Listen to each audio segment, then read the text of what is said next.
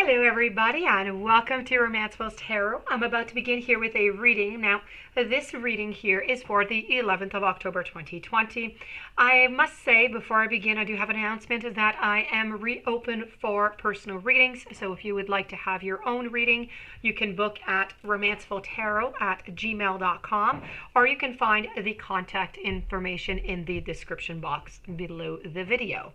That being said, this reading here is meant to be for a general reading, so it might not resonate with everybody, and it's normal. So really just take whatever resonates with you, and the rest of it just leave it aside.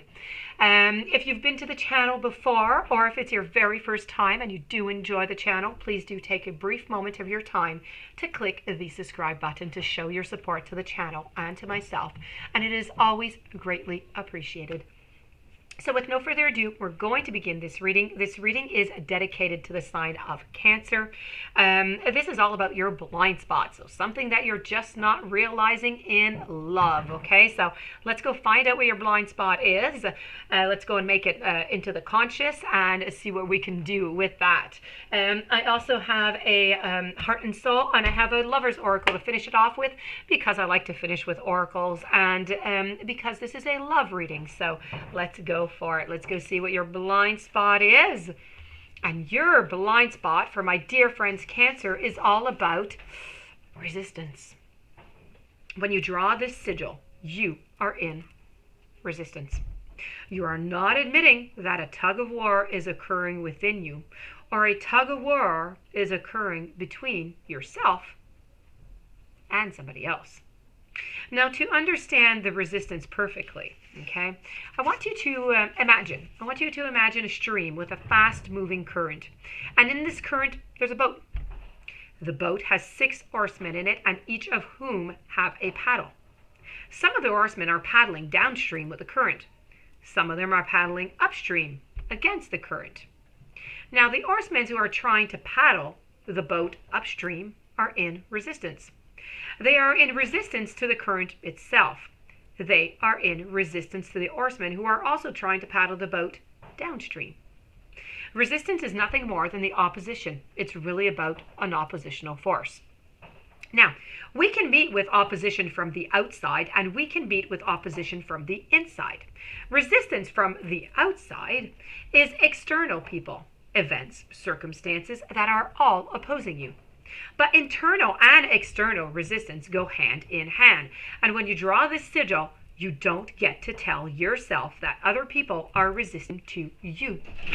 So it isn't your issue.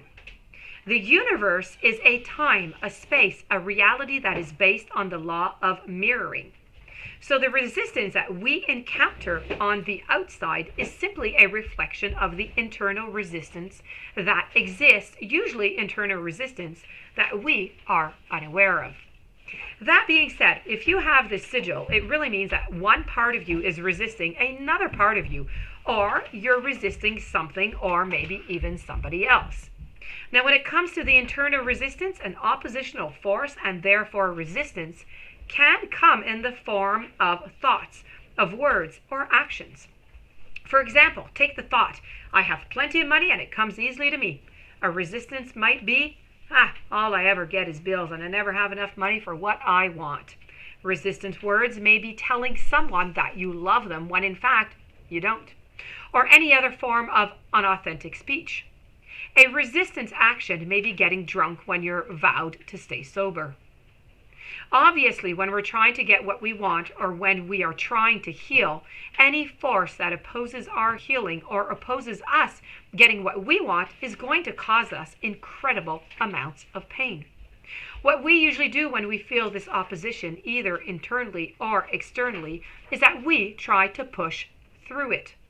We ignore it. We do not deal with the resistance directly. Because of this, we actually enhance the resistance because we are in fact resisting our resistance. What we have to do is to become aware of the resistance we have and directly address it in order to create some alignment so that we can have all of our personal energy going in the same direction. This will reflect externally in the world as external circumstances working with us instead of against us. Now, what we need to do is to dive down and to pull up the anchor so we can set sail. Try not to improve ourselves so the boat can move despite the drag of the anchor. And another metaphor is that we need to get the oarsmen who are paddling against the current to paddle with the current instead. So the process that you must go through to resolve the resistance is going to be determined by the specific circumstance. But one thing to remember is that your resistance deserves to be treated as valid and important, regardless of whether or not it is about something true or something real. If you do not treat it this way, if you approach resistance with resistance by already deciding that it is stupid or shouldn't be there or needs to be changed, you will not be able to listen to that resistance and understand it with enough compassion to resolve it. You will also not be able to arrive at your personal higher truth in any given situation. And sometimes we become aware of the aspects of us that are in resistance. We find that instead of opposing our true desires, they point to even deeper desires, and that going into that direction we were intent on going was, in fact, the opposite way that was best for us. Everyone experiences resistance in their own lives and in themselves. And the people who are massively successful at creating the life they want to live are the people who can resolve the resistance so that they and their energy is not split and instead is all facing in the same direction and moving towards the same thing. So the rule of thumb here is you must directly deal with the resistance first before doing anything else. No action should be taken from a place of resistance. As for your heart and soul, it is not a matter of containing your emotions, rather the opposite is required. You must express your emotions in order to heal them. So what you feel, be gentle, be truthful, and do not blame anyone in the process, especially yourself. All emotions can be transformed by love. A conscious desire to do so is all it takes.